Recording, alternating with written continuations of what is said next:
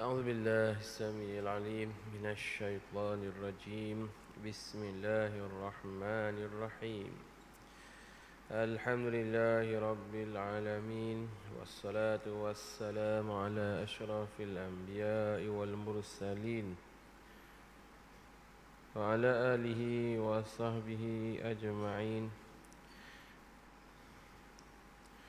سبحانك لا علم لنا إلا ما علمتنا إنك أنت العليم الحكيم. رب اشرح لي صدري ويسر لي أمري واحلل عقدة من لساني يفقهوا قولي.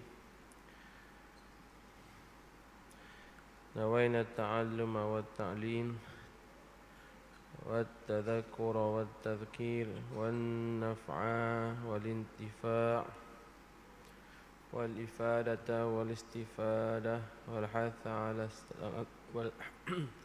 والحث على التمسك بكتاب الله وسنة رسوله والدعاء إلى الهدى والدلالة على الخير ابتغاء وجه الله ومرضاته وقربه وثوابه.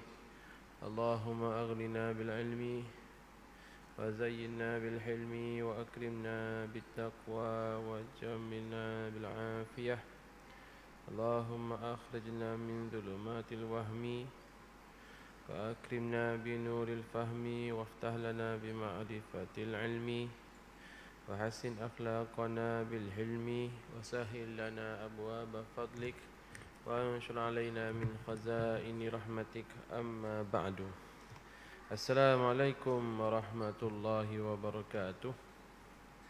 Yang dihormati lagi dimuliakan Al-Fadhil Tuan Imam, Al-Fadhil Tuan Bilal, yang berusaha lagi dikasihi barisan ahli jawatan kuasa masjid. Seterusnya tuan-tuan dan puan-puan muslimin dan muslimat, mukminin dan mukminat, hadirin dan hadirat yang diberkati Allah sekalian. Alhamdulillah, sama-sama kita memanjatkan setinggi-tinggi kesyukuran kehadrat Allah Subhanahu wa taala kerana dengan limpah kurnia-Nya dapat kita bersama-sama pada malam ini bagi kita meneruskan lagi perbincangan kita seperti biasa menerusi kitab Risalah Tauhid. Mudah-mudahan sama-sama kita beroleh manfaat insya-Allah. Baik tuan-tuan yang dirahmati Allah, kita sambung perbincangan kita muka surat 38.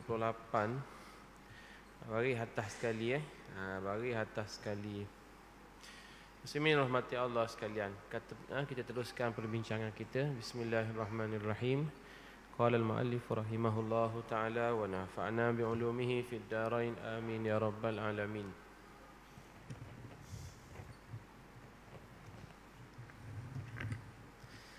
Baik, kata pengarang, maka daripada keterangan ini nyatalah tiap-tiap daur itu tasalsul, tiada akasnya, dan nyatalah kedua-duanya itu mustahil. Maka jika Tuhan tiada bersifat dengan qidam, nescaya membawa kepada daur atau tasalsul yang mustahil itu. Tiap-tiap perkara yang membawa kepada mustahil itu mustahil juga.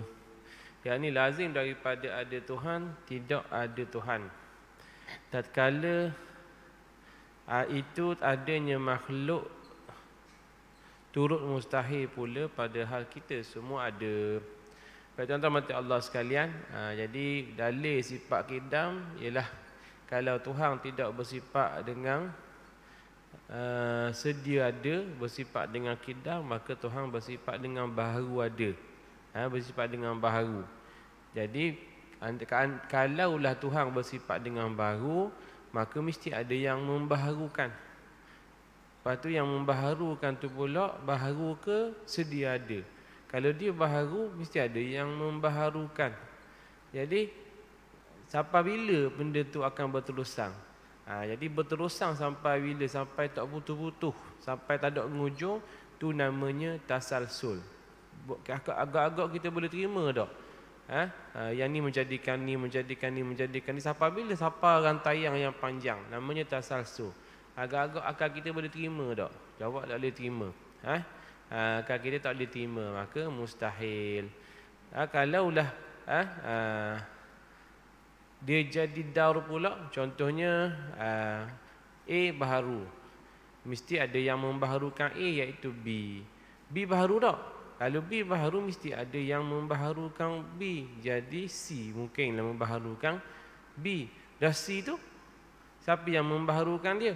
A. Contoh dia balik mula. Agak-agak boleh terima tak? A tu dia menjadikan C, sedangkan B ni yang menjadikan A. B pula dijadikan oleh C. Agak-agak boleh terima tak? Agak-agak tak boleh terima kan? Jadi tasalsul itu mustahil, daur pun mustahil, maka mustahil Tuhan bersifat dengan baharu. Faham dah? Ada kata Tuhan bersifat dengan baharu, maka akan terjadinya daur dan juga tasalsul. Dua-dua tu mustahil, maka mustahil Tuhan tu baharu. Sabitlah bahawa Tuhan itu tidak baharu, maknanya benda Tuhan bersifat dengan sedia ada atau bersifat dengan kidam. Faham dah? Maknanya bersifat dengan kidam. Boleh tak?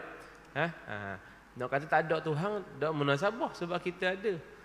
Kalau kita ada, mestilah Tuhan tu ada. Jadi sekarang ni kita ada tak? Ada. Tuhan mestilah ada. Dan Tuhan mestilah bersifat dengan sedia ada.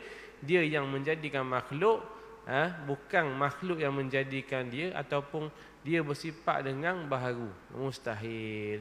Maka di sini sabitlah dan wajiblah kita beriman bahawa Tuhan mesti bersifat dengan kidam. Tuhan mesti bersifat dengan sedia ada. Barulah namanya Tuhan. Barulah akal kita boleh terima. Kalau tidak, akal kita tak boleh terima. Macam mana boleh Tuhan bersifat dengan baharu? Akan mengakibatkan dur dan tasalsul, itu mustahil. Okey, itu pembincangan yang panjang sebelum ni dah. Jadi kita masuk sifat yang ketiga pula, dalil sifat baqa', tuan-tuan. Muslimin yang dirahmati Allah sekalian. Kata pengarang yang ketiga, dalil baqa'. Dalil iaitu bukti Tuhan bersifat dengan baqa', iaitu jikalau tiada wajib bagi Tuhan bersifat baqa', nescaya ternafi daripadanya bersifat dengan kidam. Kerana adalah wujudnya pada ketika itu wujud yang harus, maka yang harus tidak ada wujudnya melainkan baharu. Tiap-tiap yang baharu itu melazimkan berkehendak kepada yang membaharu akan dia, yang membawa kepada daur dan tasalsul juga. Jadi dalil baqa' ni diguna juga dengan kaedah daur dan juga tasalsul. Mustahil dan tasalsul. Dan iaitu mustahil. Dan lagi kaedah ulama usuluddin, tiap-tiap yang wajib kidam maka mustahil adam. Okey, setiap benda yang wajib ada dia, wajib bersifat dengan kidam, maka mustahil dia tiada. Okey, setiap benda yang sedia ada, maka wajib mustahil dia tiada, mesti dia ada semua. Yang demikian tetap dan sabitlah bagi Tuhan bersifat baqa'. Okey, faham tuan-tuan? Dia gini. Okey, sifat baqa' ni Tuhan bersifat dak dengan kekal. Tuhan bersifat dak dengan kekal. Dia bersifat dengan kekal. Apa bukti dia? Apa bukti dia? Dia gini tuan-tuan. Kita ulang balik timeline kita garisan masa kita. Kita tengah sekarang ni. Sebelum kita marang dulu, minggu lepas, bulan lepas, tahun lepas, 10 tahun lepas, dekad lepas, abad lepas, kurung lepas, lepas tu sampai bila? Sampai bila? Sampai tidak ada penghujung. Contohnya, sampai tak ada penghujung. Okey? Masa tu kita tak ada dah. Kita tak ada lagi sebelum tu. Okey? Belum pada kita ni sejak apa? Sampai tidak berpenghujung, tu namanya azali tuan-tuan. Kita tengok. Lepas pada kita tuan-tuan, esok, lusa, tulak, tubing, minggu depan, bulan depan, tahun depan, dekad depan, abad depan, kurung depan, depan, sampailah tidak ada kesudahan. Itu dinamakan sebagai azali. Maka sebelum kita tidak ada penghujung, nama dia azali. Selepas pada kita bukan azali, nama dia selama-lamanya ataupun abadi. Azali, abadi. Kita tengok. Faham tak? Ni garisan masa tuan-tuan. Kita tengok. Depan kita tiada penghujung. Dinamakan sebagai selama-lamanya ataupun abadi. Belakang kita sebelum kita ni, ada penghujung tak? Tak ada penghujung. Namanya azali. Faham tak? Jadi Tuhan ada sejak bila? Sejak azali lagi. Maknanya Tuhan tak ada penghujung. Maknanya Tuhan sejak sedia ada lagi, Tuhan bersifat dengan wujud. Tidak didahului dengan tiada. Dah kita pula macam saya. Contohnya 30 tahun lepas saya tak ada. Kemudian saya ada. Okey, maknanya saya ni ada tidak daripada azali lah. Saya ni bersifat dengan baharu. Sebab sebelum tu saya tak ada. Jadi saya bersifat dengan baharu. Maka tuan-tuan, lepas ni contohnya. Saya sekarang ni umur 25. Contohnya lah. Okey, mati umur 125 insya-Allah. Contohnya lah, wi contoh. Lepas 125 tahun meninggal. Insya-Allah meninggal tuan-tuan. 125 tahun. Contoh lah ni, nak cerita ni. Okey. Daripada ada lepas 125 tahun tiada. Maknanya saya bersifat dengan tidak kekal. Ataupun dinamakan sebagai binasa. Faham tak? Jadi munasabah lah, sebab saya bersifat dengan baharu. Sebelum ni saya tak ada. Kemudian 30 tahun lepas, 25 tahun selepas saya ada. Daripada tak ada kepada ada, namanya baharu. Kemudian bila dah ada sekarang ni, 120 tahun akan datang contohnya. Mati saya contohnya. InsyaAllah memang semua akan matilah. Mati saya. Maka daripada ada kepada tak ada, namanya binasa. Faham tak?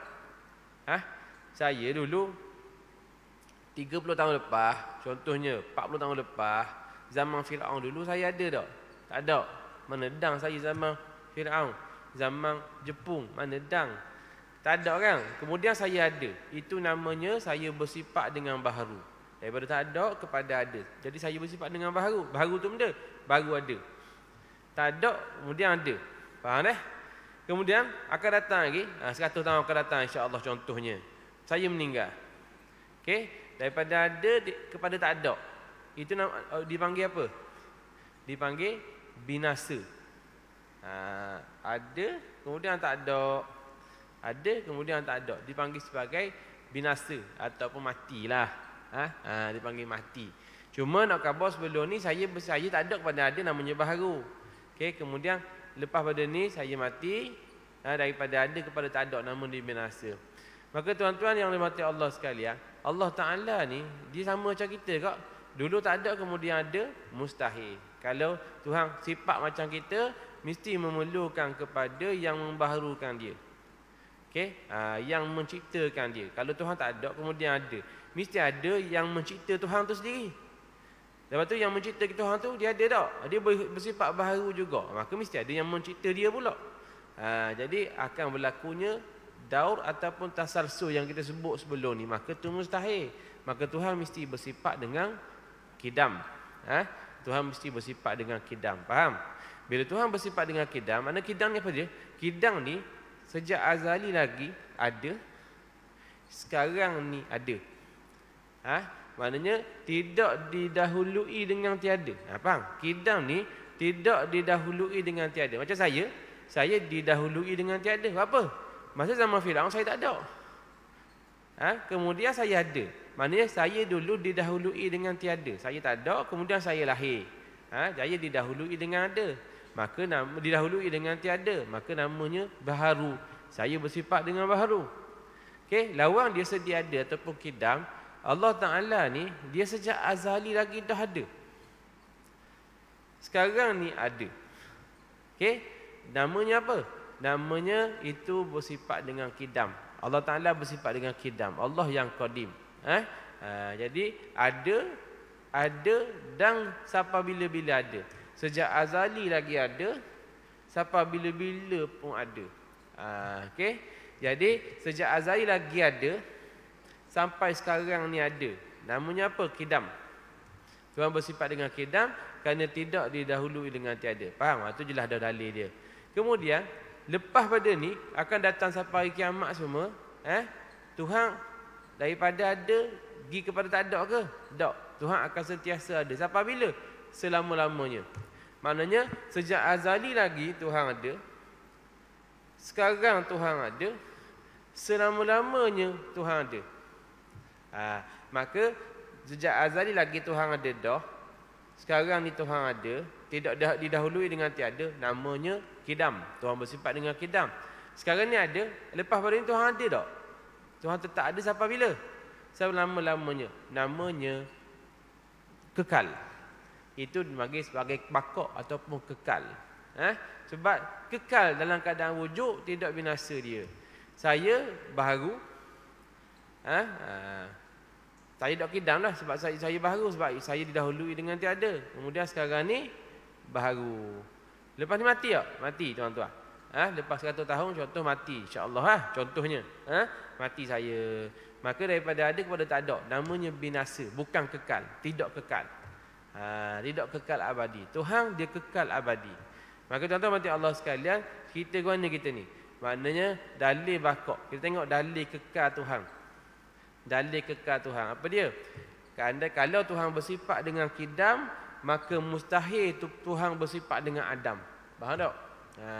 Bila Tuhan bersifat dengan kidam, maka mustahil Tuhan ni akan binasa. Dia gitu kaedah dia. Bila Tuhan tu bersifat dengan kidam, sejak azali lagi dah ada, sekarang pun kekal dengan ada, sampai bila-bila pun mestilah kekal ada. Sebab wujud Tuhan wujud yang wajib. Jadi bila tu wujud Tuhan yang wajib, maka mustahil Tuhan akan tiada. Dia mesti kekal sentiasa ada. Sebab apa? Sebab dia sejak azali lagi dah ada, dah sentiasalah Tuhan selama-lamanya akan ada. Itu barulah namanya Tuhan. Kita macam mana? Kita tak kekal tuan-tuan. Kita tak kekal. Apa pula? Sebab lepas ni daripada kita ada sekarang ni, lepas ni kita tak ada. Namanya binasa, tidak kekal. Faham tak tuan dah? Maka kaedah yang ulama sebut, apabila Tuhan bersifat dengan kidam, mustahil Tuhan menerima Adam. Adam ni tiada. Bila Tuhan ni daripada azali dah ada, sekarang ada, sampai bila-bila mesti dia ada. Okey. Kerana apa? Kerana wujud Tuhan wujud yang wajib. Mesti kena ada. Akal kita tak boleh terima bahawa Tuhan ni akan binasa. Sebab Tuhan bersifat dengan sedia ada, mestilah Tuhan ni bersifat dengan sentiasa ada sampai bila-bila. Namanya kekal, namanya bakok. Faham dah? Jadi dalil bakok ini dia saling berkaitan dengan dalil kidam. Maksudnya kalau nak hadang molek dalil bakok, dia kena hadang molek dalil kidam tuan-tuan. Okey. Faham dah? Ni ilmu akidah kita. Jadi ini dalil akal bahawa Tuhan bersifat dengan bakok. Sebelum ni dalil akal Tuhan bersifat dengan kidam. Jadi dia kidam dengan bakok ni dia saling berkaitan tuan-tuan. Dia saling berkaitan.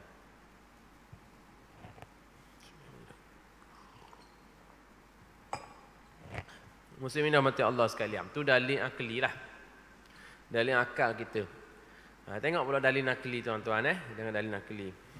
Dan dalil naklinya sifat bakok. Kullu man 'alaiha fan wa yabqa wajhu rabbika dzul jalali wal ikram. Ar-Rahman, surah Ar-Rahman ayat 26 dan ayat 27. Artinya tiap-tiap suatu yang ada di atas muka bumi ini binasa dan berkekalan zat Tuhanmu ya Muhammad yang mempunyai kebesaran dan kemuliaan. Ni ayat Quran ni. Kalau orang tanya, orang Islam tanyalah, Tuhan ni bersifat dengan bakok tak? Ya. Apa dalil dia? Sebut ayat Quran. Kullu man 'alaiha fan wa yabqa wajhu rabbika dzul jalali wal ikram. Setiap yang lain semua akan binasa. Hanya kekal apa dia? Hanya kekal zat Tuhan yang mempunyai keagungan dan mempunyai kemuliaan. Ini dalil akli. Dalil akli yang kita sebut dia. Bila Tuhan bersifat dengan kidam, maka mustahil Tuhan itu akan binasa. Mestilah Tuhan itu akan kekal sampai bila-bila. Sejak azali lagi Tuhan dah ada, maka selama-lamanya Tuhan akan ada. Okey, itu dalil akli dan juga dalil nakli berkenaan dengan sifat bakok. Tuan-tuan yang dirahmati Allah sekalian, dalam perbincangan bakok ni dia akan timbul persoalan. Dia akan timbul persoalan tuan-tuan. Apa dia? Apa dia?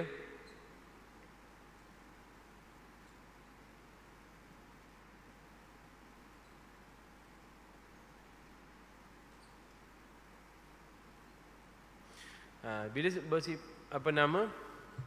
bila Allah Ta'ala sebut dalam Quran ayat yang kita baca ni, kullu man 'alaiha fan, setiap semua benda melainkan Allah Ta'ala, semua benda akan binasa. Okey, melainkan Allah Ta'ala, jadi hanya kekal Allah Ta'ala. Namun tuan-tuan mati Allah sekalian, bila kita baca Quran, kita baca hadis, rupa-rupanya bukan Tuhan saja yang kekal. Syurga pun kekal, neraka pun kekal. Syurga binasa tak? Tak binasa. Syurga dia akan kekal abadi selama-lamanya. Syurga. Neraka macam mana? Neraka pun dia akan kekal selama-lamanya. Okey? Jadi ada makhluk-makhluk yang Allah Ta'ala kekalkannya tak binasa. Macam kita tuan-tuan, kita binasa. Binasa kita semua akan mati. Kullu nafsin dha'iqatul maut. Setiap yang bernyawa pasti akan mati. Betul kan? Okey. Kemudian langit mati tak? Mati tak? Akan hancur lagi. Bumi akan hancur. Malaikat mati juga. Alam ni akan hancur juga. Tapi dalam hadis dan Quran ada menyebut bahawa ada 10 perkara yang akan kekal. Sedangkan ayat Quran yang kita baca tadi, kullu man 'alaiha fan, setiap benda akan binasa. Jadi macam kontradik ataupun rasa macam tak kena, ada siku. Jadi ayat Quran tu dengan hadis-hadis dan ayat Quran lain macam tak siku je pada zahir. Sedangkan dalam Al-Quran dan hadis menceritakan bahawa neraka ni akan kekal selama-lamanya, tak akan binasa. Syurga dan segala isinya akan kekal, tidak akan binasa. Okey? Itu dua perkara. Yang ketiganya apa? Roh manusia. Roh manusia pun akan kekal, tidak akan binasa. Dan kita mati, yang mati kita jasad. Kita tuan-tuan bila kita mati, yang mati kita jasad. Roh kita tak mati. Sebab tu ada alam barzah. Kemudian ada kebangkitan pula. Dah bila mati, dah mati. Orang beriman tuan-tuan, syuhada tuan-tuan, bila mati dia, roh akan dia naik ke masa diletakkan di dalam syurga, di dalam tenggorokan burung. Okey, yang berterbangan di syurga tuan-tuan. Orang beriman ataupun orang yang mati syahid tuan-tuan. Jadi roh ni dia tak binasa. Yang mati kita, roh tu tak binasa. Roh tu benda, roh makhluk Allah Ta'ala juga yang Tuhan ciptakan. Dulu lama dah Tuhan cipta. Sejak alam roh lagi Tuhan ciptakan. Kemudian Tuhan bangkitkan kita dengan masukkan roh dalam jasad kita. Matikan kita dengan keluarkan balik roh. Kita mati, jasad yang mati. Roh tak mati. Roh dia, kalau orang beriman letak dalam syurga. Kalau orang kafir letak di tempat dia. Tempat khusus bagi orang kafir, waliyazumillah. Dan roh tu mati tak? Roh tak mati. Roh tak mati tuan-tuan. Okey? Jadi tiga dah perkara yang mana tidak binasa, dia akan kekal selama-lamanya. Syurga dan segala isinya kekal. Neraka dan segala isinya kekal. Roh kekal. Ada lagi tak? Ada? Dia 10. Yang keempat panggil ajbuz zanak. Ajbuz zanak ni panggil tulang sulbi. Tulang sulbi ni Nabi kata dia ni tak akan binasa, dia akan kekal. Okey? Kalau kita cek kat belakang kita, kat punggung kita ujung, tulang punggung ujung tu tulang sulbi tu. Cuba cek sekarang. Jangan cek kat rumah lah.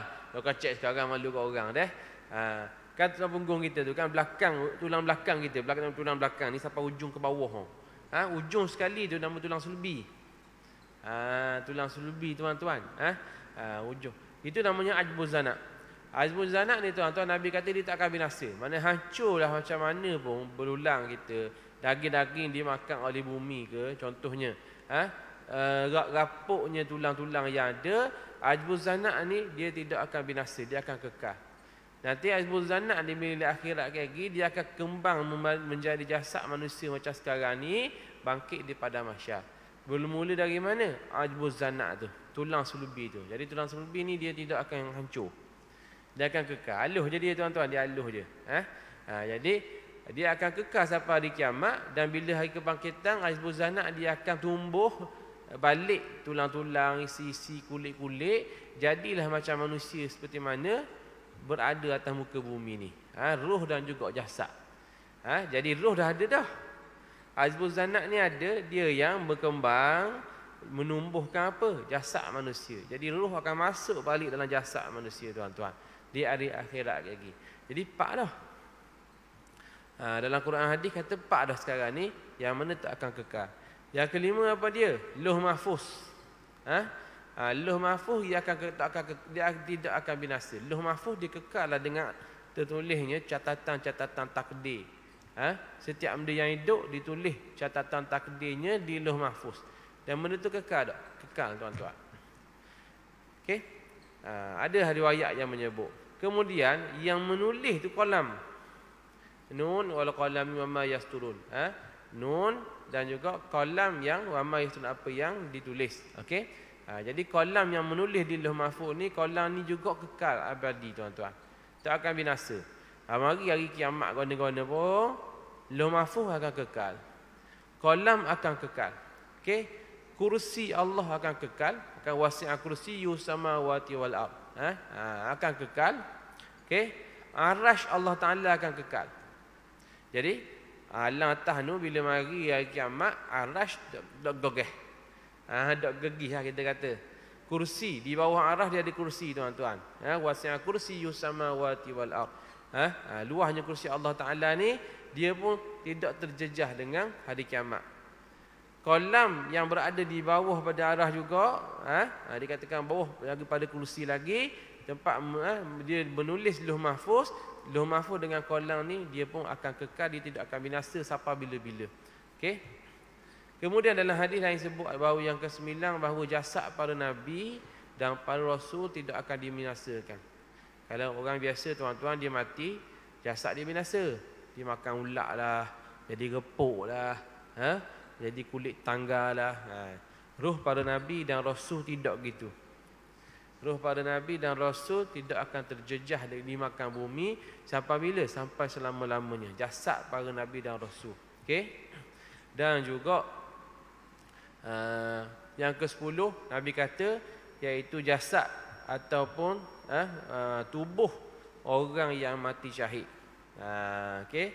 Tubuh orang yang mati syahid pun dalam riwayat disebut oleh baginda Nabi bahawa dia tetap akan kekal.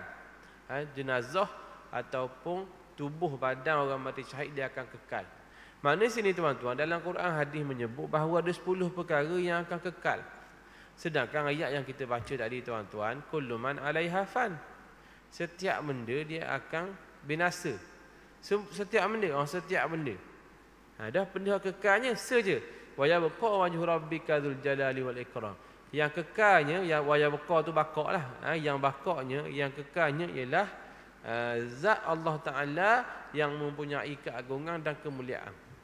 Makna sini, tuan-tuan, sajalah yang akan kekal. Dan yang lain tu mana? Mana ayat Quran dengan hadis kontradik ni? Saling bertembung ni. Jawab dia, tuan-tuan, kita kena faham dari konteks, biar banyak lapis sikit. Jangan faham selapis. Ayat Quran dengan hadis jangan faham selapis. Nampak tak cerdik ala kita. Bukan salah ayat tu. Salah kita. Bukan maknanya menunjukkan kita ni bijak, menunjukkan kita ni kehendak bijak. Sebab tu ayat tafsir dan ayat Quran ni, tafsir hadis dengan tafsir Quran ni, dia tidak boleh fikir selapis. Dia kena fikir banyak lapis dan juga kena rujuk ulama mutabar. Lepas tu macam mana pertembungan tu? Macam mana pertembungan tu antara hadis-hadis Nabi dengan ayat tadi, wa yabqa wajhu rabbika dzul jalali wal ikram. Hadis kata ada 10 perkara yang kekal. Ayat Quran yang kita baca tak ada yang kekal melainkan zat Allah Taala saja. Nak kira ke mana tu, tuan-tuan? Okey.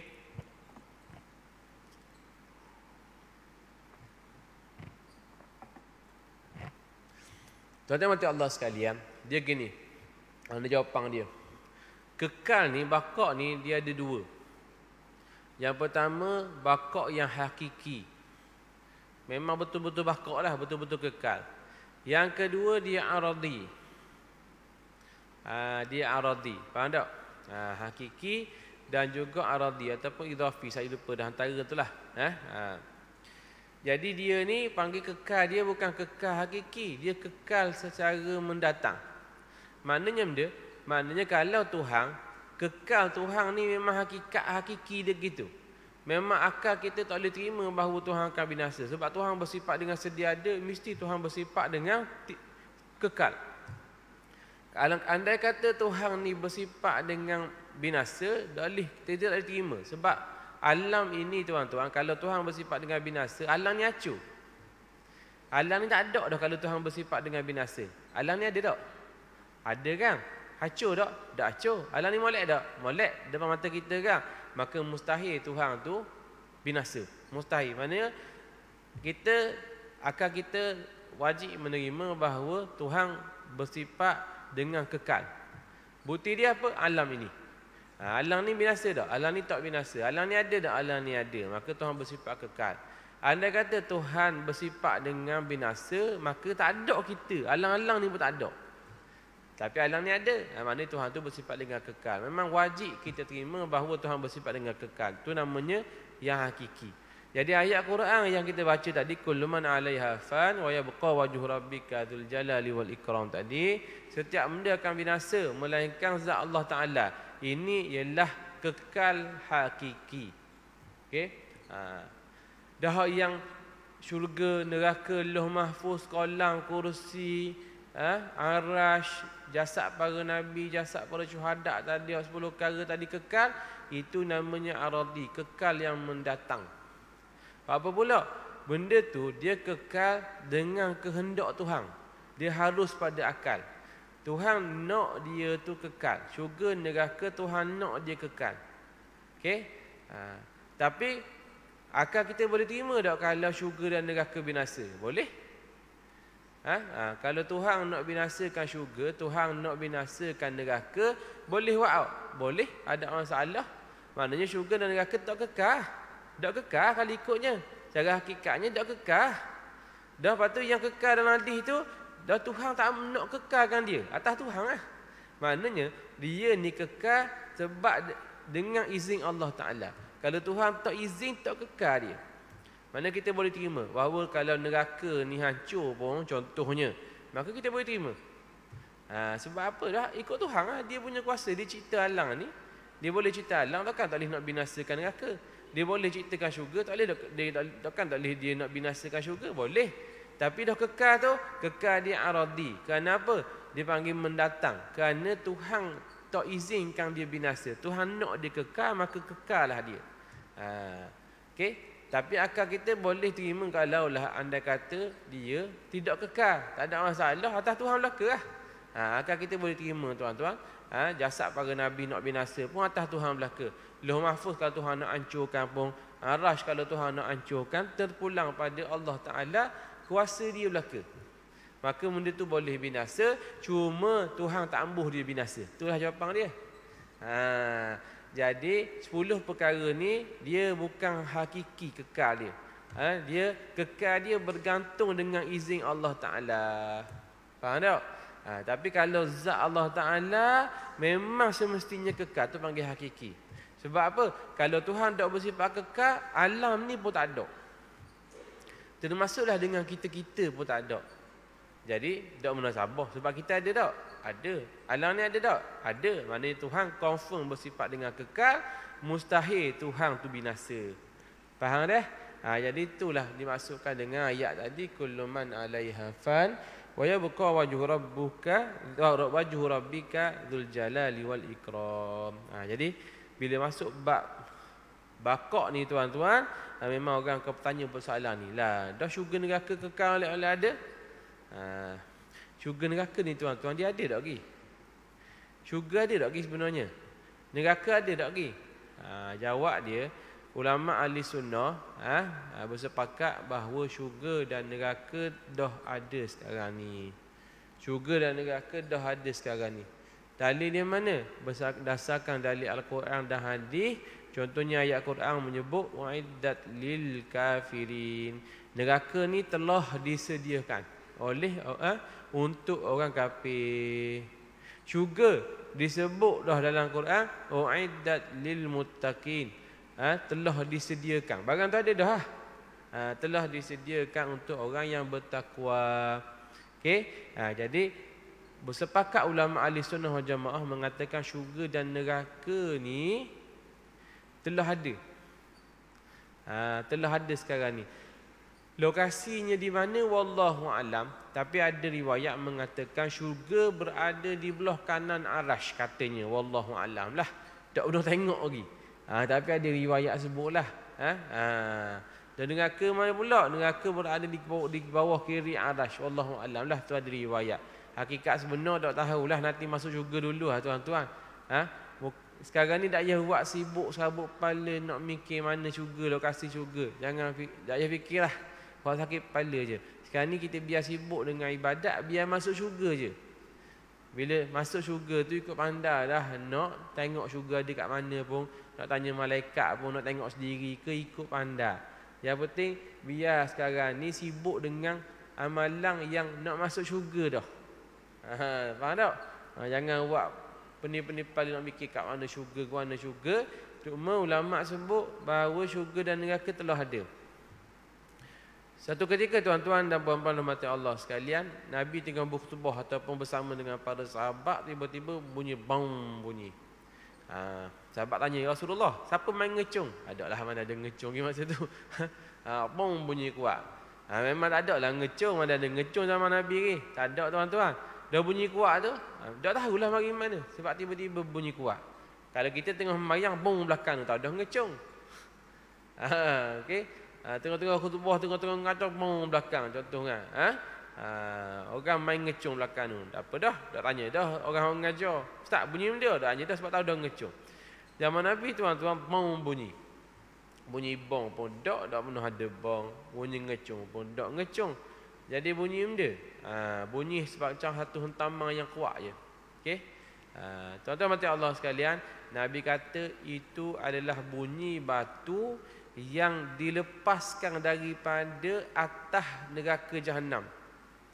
Okey, neraka ni kan dia jurang, jauh ke dalam, jatuh ke dalam. Dalam, sangat-sangat dalam tuan-tuan neraka ni. Maka dalam riwayat sebut tak silap saya lah.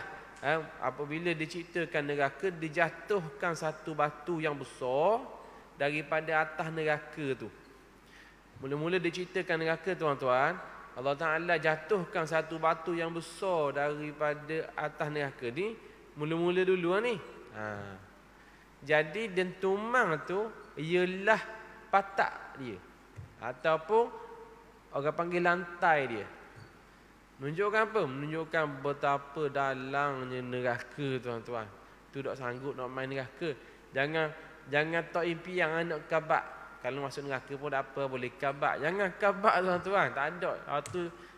Kalau tu sembang mulut cari nahas saja tuan-tuan. Jangan fikir gitu. Tak ada yang boleh menyelamatkan daripada neraka, melainkan Allah Ta'ala je tuan-tuan. Okay? Jadi jangan main-main neraka. Waliyazubillah. Sangat dalam dia. Bayang tuan-tuan, zaman Nabi tu, sejak penciptaan alam tu lama mana? Sejak penciptaan alam tu, sejak penciptaan neraka syurga tuan-tuan, zaman Nabi tu lama mana dah? Zaman Nabi lama mana dah? Okey? Maknanya contoh beratus ribu tahun contohnya. Maknanya dilepaskan daripada atas neraka tu, jarak perjalanan dia mengambil masa berapa ratus ribu tahun contohnya, atau beberapa juta tahun baru sampai. Maknanya benda dalam tuan-tuan. Contohnya handset saya lepas ni. Kalau saya naik ke LCC, saya lepas handset ni, agak-agak lama mana nak sampai bawah? Ke LCC tinggi tak? Tinggi lah. Tinggi sekali lah tuan-tuan kat Malaysia ni. Saya duduk atas tu, saya lepas handset ni. Handset ni ringan. Batu ni batu besar tuan-tuan. Lagi berat, lagi cepat jatuh. Tapi bagi contoh lah. Saya ambil lesung ke, saya lepas dari KLCC, rasanya nak sampai bawah, nak sampai seminit. Waktu pun kita kata, wah tingginya KLCC. Kita kata, wah tinggi, tak ada dah kat Malaysia ni bangunan tinggi kali, menara tinggi kali, waktu tinggi kali. Waktu pun tak sampai seminit.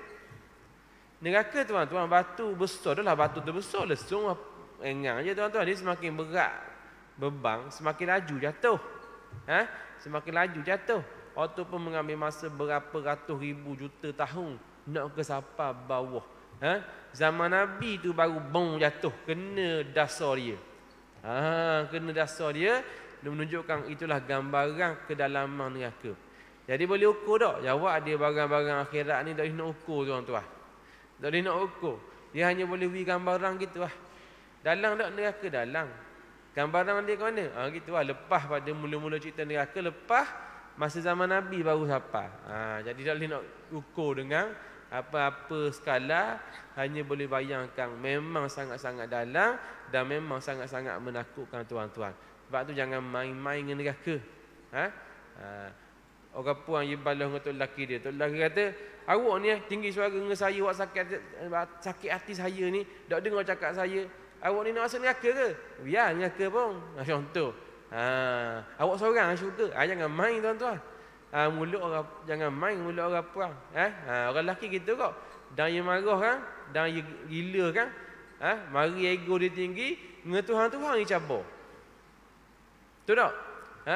Mari ego dia tinggi, mari gong dia, mari takabur dia, kadang-kadang dengan Tuhan-Tuhan dia cabar. Mana-mana kau Tuhan? Ada kuat gini kita. Contoh tu orang takabur dengan Tuhan, waliyazubillah. Tu contoh perkataan orang yang takabur. Hati-hati. Orang puan pula dia mudah kufur. Mudah kufur nikmat. Apa kan neraka pun biar ingat abang seorang syurga. Dak risau neraka pun.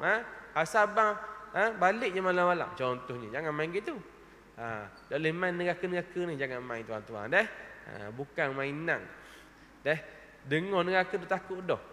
Jangan bayang nak masuk tuan-tuan, jangan redha kita mendoakan diri kita masuk neraka, na'udzubillahi min zalik. Biar sentiasa kita doakan diri kita apa dia? Biar kita sentiasa doakan kita ni dihindarkan daripada api neraka Allah Subhanahu wa taala insya-Allah. Allahumma ajirna minan nar. Tu Allahumma ajirna minan nar. Allahumma ajirna minan nar.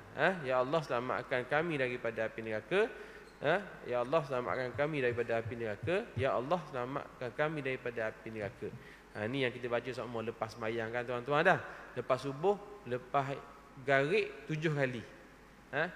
Supaya mudah-mudahan insya-Allah sama-sama kita dihindarkan daripada azab api neraka, dan secara automatiknya insya-Allah Allah Taala akan masukkan kita dalam syurga Allah Subhanahu wa taala. Baik tuan-tuan Allah sekalian.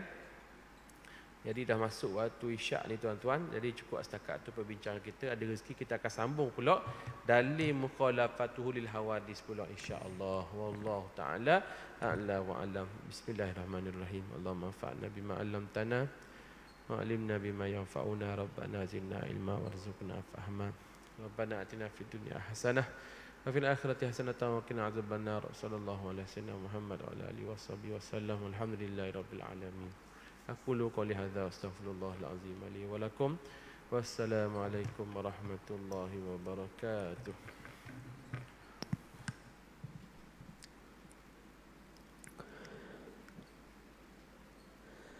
Allahu akbar.